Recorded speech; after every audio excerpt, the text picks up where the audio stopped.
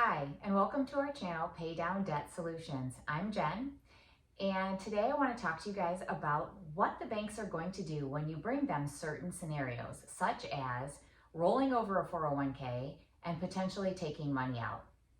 So we have 3 steps to debt freedom, right? So with Velocity Banking and with the pay down strategy, we talk to you about our pay down strategy, which we say is a 3-step system. That 3-step system involves organizing, identifying, and implementing, okay? So number 1, you're going to organize your debts. So you're gonna organize all of the money that you have going out of your account and all of the money you have coming into your household. Okay, so you're organizing all of those bills from every debit and credit to all of your assets, everything. You kind of need to organize all of your bills. You need to understand your financial picture, because if you don't understand your financial picture, there is no way any strategy is going to help you. Number 2 is to identify. So we identify what our debt destroyer is going to be. So what debt tool are we using to help implement our system in order for us to pay down our debts? So when we identify that, when we identify our debt destroyer, that debt destroyer is going to be a revolving line of credit. So we teach here that revolving lines of credit, or RLOCs, such as your home equity lines, your business lines of credit, your personal lines of credit, and credit cards are all debt weapons that you can actually use to pay down your debt. Wait a second, Jen. You're telling me that the credit card, the same credit card I use to get myself in debt, I can get myself out of debt with? The answer is 100% you can do that if you do it the right way. And that's what we're here to do for you. That's what we're here to teach. So we are talking today about our 3rd step, which is implementing our strategy. So we've talked about organizing in other videos. I've talked quite a bit about identifying, what strategy and what weapon you're going to use. And now we're talking about how to implement that strategy, which is exactly what we're talking about with this customer of ours that we've talked to, okay? So again, I always like to go into my history, into the background about what makes Dan and I qualified to teach you guys about this, right? What qualifies us to coach you through this? Well, number 1, I am an ex-branch manager and an ex-banker. So years ago, I spent 13 years in the banking industry. I understand it thoroughly inside and out. And I can tell you that the banks are not teaching this method at all. Do they know it? Probably the upper people in the banks do. Not so much your bankers, not so much your branch managers, but those higher up in the company absolutely know how to use this and know how to use these tools, but they don't teach it to you, okay? And that's my job. That's what Dan and I are here to do for you, is to teach you how to do Velocity Banking, all right?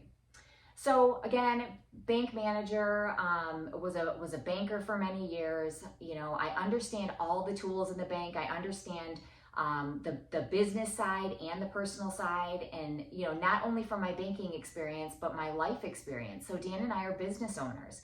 We've been business owners for many years, and we've run many successful businesses. And Dan invents things. There's things that he comes up with all the time that we're working on. So we always have irons in the fire, which is a lot of fun for us.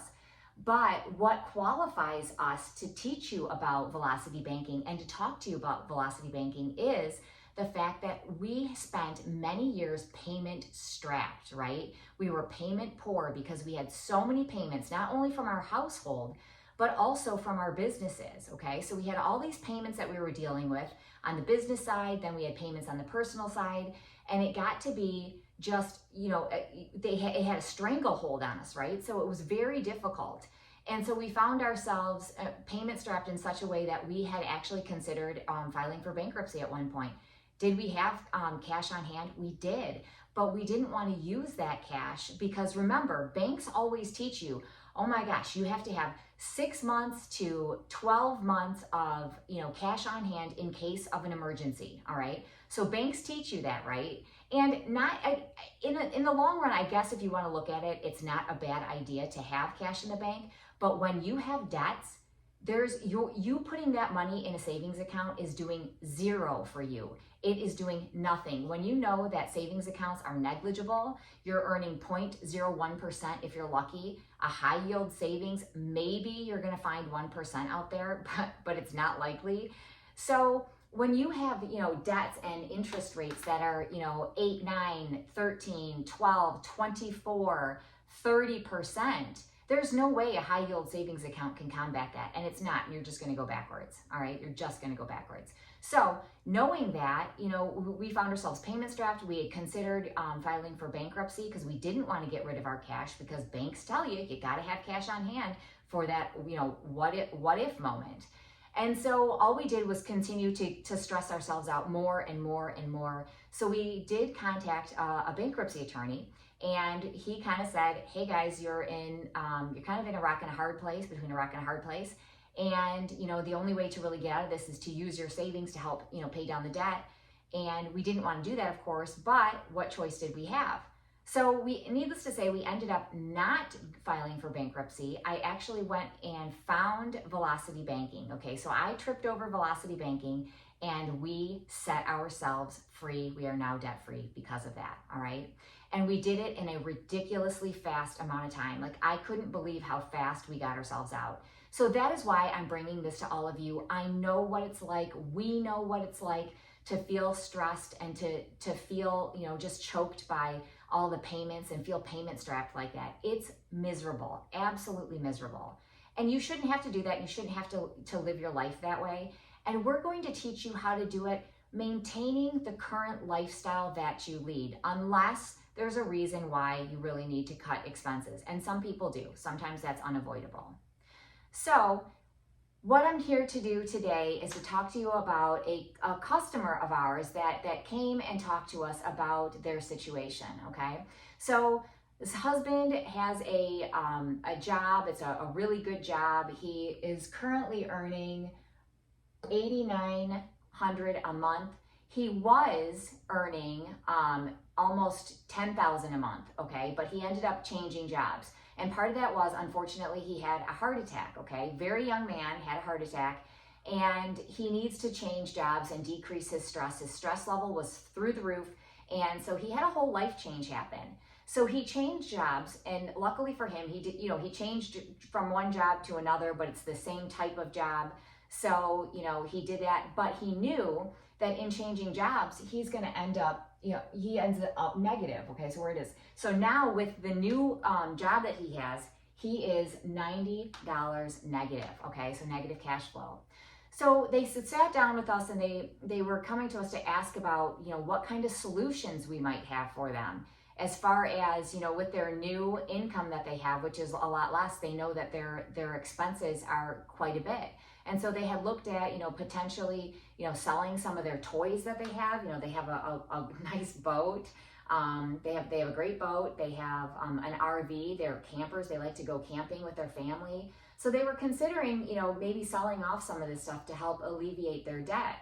And so when we took a look at everything, again, we organize, right? So part of our pay down strategy is to organize, then identify, and then implement our strategy, okay?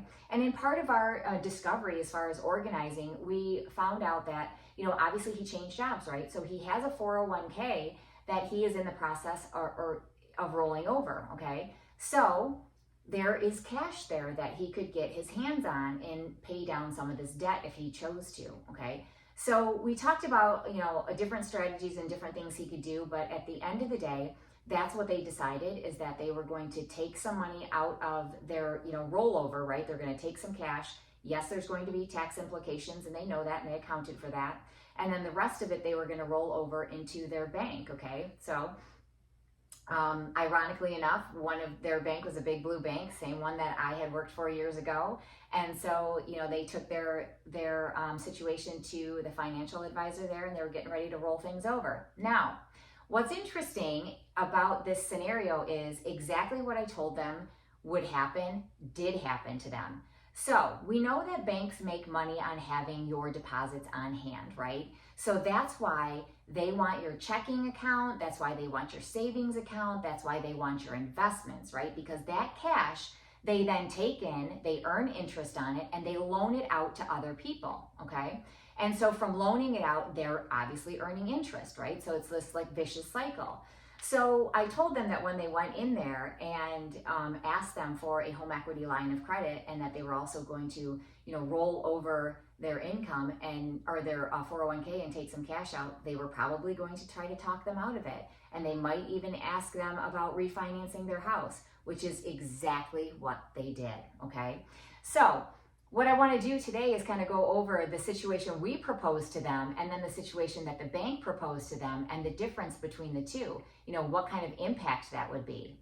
So when we talk about implementing your strategy, right? So that's one thing that we go over with you. We talk about the different ways, right? We identify your tool, then we talk about the different ways that you can implement your strategy, right?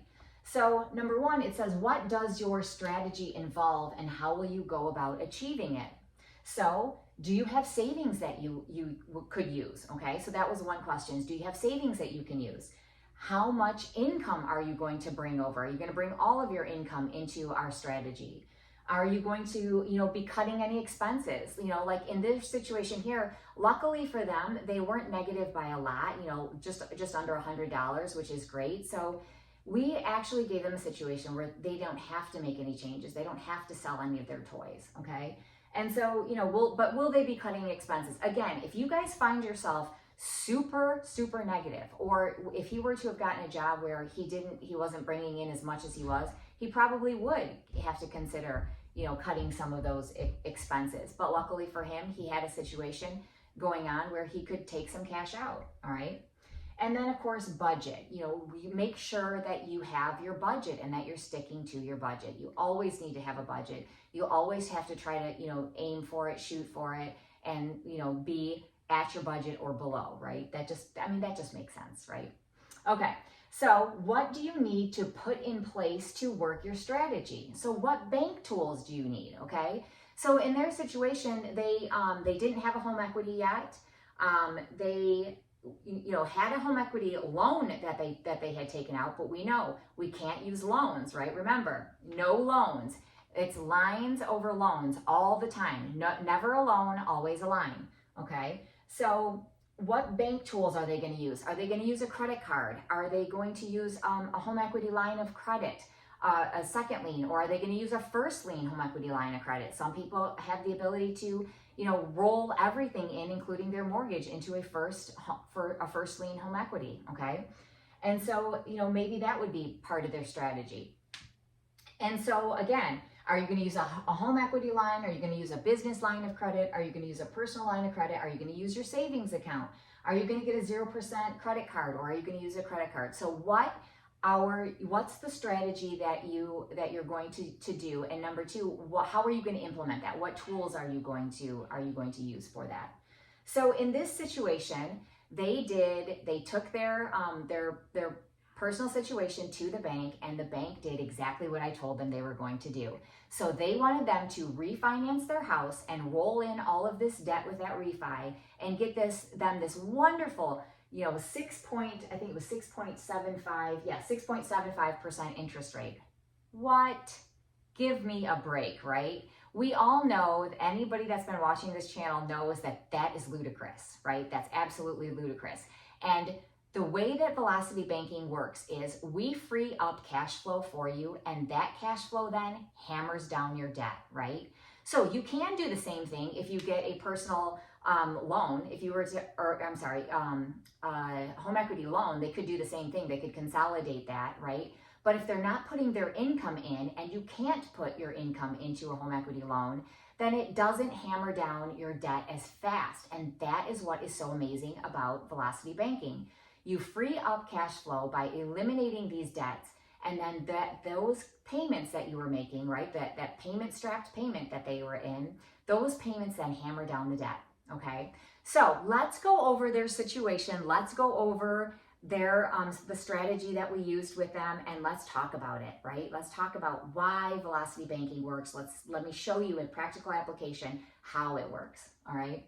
So Our scenario is we have a job change and he needs to reduce stress because he had a heart attack at a young age, and the job that he was in, while he was making great money, the stress level was ridiculously high. Luckily for him, he has a lot of friends in the industry, and he's been talking to a bunch of his friends for many years, and they were trying to get him to come over to their company because the stress level was way low. And granted, he wouldn't make quite as much money as he is making now, but it was still a great income, okay? And he needed to do that, so eventually he did, and luckily for him, he got in with the company, and he's much happier, all right? So here is our situation here. We have a mortgage at $213,970. It is at an interest rate of 4.25%. The payment is $1,122. Now, this mortgage here, they have been in that mortgage for 4 years. Okay, they've been in this mortgage for 4 years. So the appraised value of this home is $475. Okay, so they do have some room, and they definitely had some room for a home equity line of credit. So that is what we suggested for them, was to do a home equity line of credit. They were not comfortable with a first lien home equity. They just didn't want to do that. Totally understand. It's up to you guys, right? We give you guys choices. It's up to you to make those changes. They weren't comfortable with it. They just, were a little uneasy. And so we said, no problem. We have a second lien option for you. You guys should qualify for that. And of course they did. So their total income right now is, or is now, I should say, $8,900. The total expenses in their household is $89.90, so $8,990, which leaves them, $90 upside down. Okay, so they are upside down now. They have an RV, okay, and that RV is at $13,000. The payment is $257. It's at a 6.99% for 5 years. And the total interest that they will pay after that 5 years is $2,441, okay? They also have a boat. Again, money pit. Dan says throw money at boats because that's about all they are, is a big money pit. They're fun. We love them. Don't get us wrong. They're fun. But $21,000 is the amount of the boat, and the payment is $418. It is at a 7.25% interest rate for 5 years, and the total interest they'll pay is $98 by the time they're done with this payment, okay? Then they have 2 cars, obviously. Car 1 is at $16,009, and it's at 235%, and I see my horse right outside the window. It keeps distracting me, sorry. So $235 and 3.25% is the interest rate. This is also at 5 years. They like these 5-year loans apparently. And its total interest is $1,102. Okay, that's what they would pay at the end of this car loan. Then they have car loan 2 at $22,000, $680 for $1,361 is their payment. So that's a steep payment. It's at 3.15% interest rate. Again, it's at 5 years, and it's the total payment on that, the total interest payment will be $1,862, all right? Then we have 3 credit cards, card 1, card 2, and card 3. Card 1 is at $52.60. The payment is $154. It's at a 23% interest rate, 4.9 years. If they continue to make this payment, it'll take them 4.9 years to pay it off. They will have paid $3,390 for $5,200 in credit, okay? Credit card 2 is at $13,140. It's at $339. It's at a 19% interest rate. Again, if they pay this at the minimum payment, it'll take about 5 years. At $7,368 will be the interest that they've paid. Card 3, $4,380 is on that card at a $118 payment, and it's at 20.25% interest. 5 years again at $2,574 will be the amount of interest that they will have paid for it. They also have a home equity loan, and that loan was for home improvements, okay? Deck put on their house, they redid their kitchen, they had some things that they wanted to do to their home, and they did it. So $56,320 is that loan amount. It is a payment of $982 a month. It's at a 7.8% interest rate. this is a 6-year loan, okay? And when they are done making this payment, once they are done with this schedule, it'll be at $14,383 that they will have paid in interest on this home equity loan. So that leaves their total debts, okay, at $151,789. That means that their payments, okay, so their payments right now, not including the mortgage, are $3,864, okay, in just these loan payments here. And then the total interest that they're going to have paid when they are done, all said and done with all of this, is $37,218, okay? Lot of money there. So $37,000. Now, currently, their living expenses are $404, okay? So that's their gas, groceries, utilities, all the other expenses that are included. So when we proposed that they do this loan, okay, so what we proposed to them was they're going to do a home equity loan. We sat down and we talked about his rollover, and he chose to take $55,000 and put it towards these debts, and then the rest he was going to put on a home equity loan, or I'm sorry, home equity line, never a loan. Home equity line. So $55,000 is then put on was put down on these debts, which left them with a home equity line of credit. The balance is $96,789, and it's for $100,000 at a 9.75% interest rate. Okay, so when they pay all this off and they put their money down, their new expenses are going to be $5126. So that's the expenses that they're going to be paying monthly out of their account, okay? So now with Velocity Banking, what we do is we take their income and we park our income into our line of credit, our debt destroyer, okay? So be it a home equity line of credit, a credit card, a business line of credit, or a personal line of credit, your income goes in and all your expenses come out of that.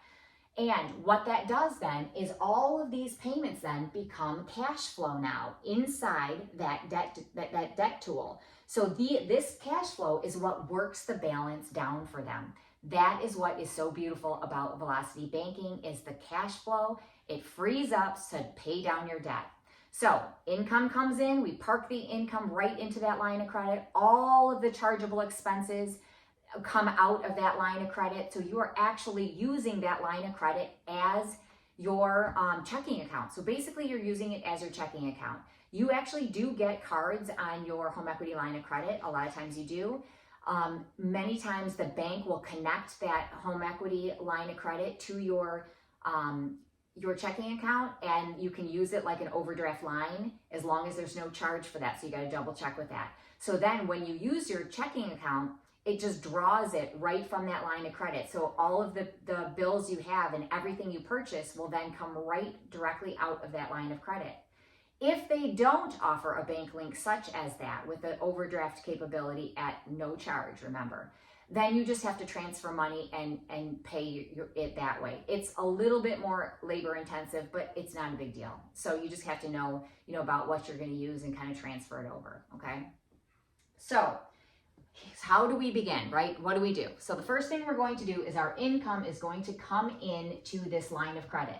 So the income is $8,900. Income comes in, and that leaves them with $87,889 as their balance, okay? So when we do our banking this way, we do have to pay interest. And we know that home equity line of credit is at a 9.75%. So how do we then get interest? We get our interest by taking our high balance plus our low balance, and we add them together, and then we divide it by 2, okay? We add it together, we divide by 2 to get an average, because it's going to be an average daily balance.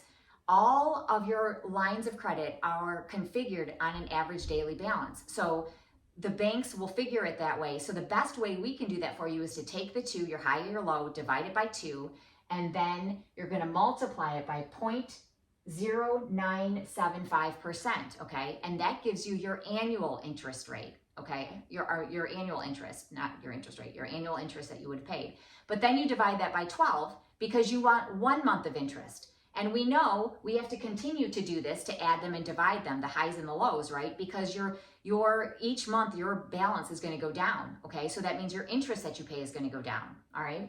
So we come up with $751 is our first month's worth of interest, all right? So income comes in, we've got our high and our low, add them together, you divide it by 2, you then multiply it by 0.0975, you get your year's worth of interest and divide that by 12 to get you this interest here, all right? And then this is our expenses. So the 5126 is our expenses, because remember, we're making purchases and we've got our bills and everything that are coming out of this account at this time. So that all has to come out as well. So now we're left with, after our expenses are charged back in and our interest come in, we're left with $93,766. And again, we park our income. $8,900 comes into the account. And again, it drops our balance to $84,866. High and low, add them together, divide by 2, multiply by 0.0975%, then divide that again by 12 to get your interest. So now our interest goes from $751 to $726.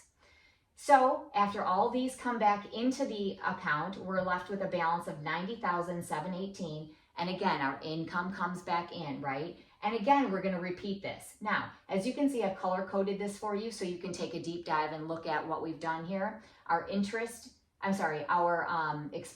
are coming into the account and our interest every month, okay? So the green is the interest, the blue is the expenses. So I've run this down for you, okay, up to month 6, just to show you the math on it so you understand how this works. But now we know that it's going to take them 27 months to finish this loan, okay? So 27 months, they're going to take care of $96,000 worth of debt, all right? Their total interest that they're going to have paid is $11,035. $11,035 is all they're going to pay to take care of $96,000, almost $97,000 worth of debt. That's pretty incredible, you guys. That's amazing. Okay, so now they currently have a mortgage, correct? Correct, right? So they have a mortgage, and that mortgage is, right now the balance is $213,970. And I told you they were 4 years in, right? So they're 4 years into this mortgage. And if we look at their mortgage right now, okay, remember, the bank wanted them to refinance their entire mortgage and draw in all of this debt, every last penny that they wanted them to do for a 6.75%. Why do they want them to do that? Because the bankers get paid on it, and of course the loan officers get paid on it, and of course the bank gets more money, because now they're resetting their schedule, and all that interest they've already paid, they're going to have to pay it again if they do this. And that is why I hate mortgages. I can't stand them. I talk about it all the time. They're the devil's instrument. Don't like them at all, okay? So they would, if they refinance their mortgage, they're going to pay the interest they've already paid all over again. And what have they paid? They've paid $32,934, okay? That's what they've paid up until now for the 4 years that they've been in this mortgage, or just about 4 years.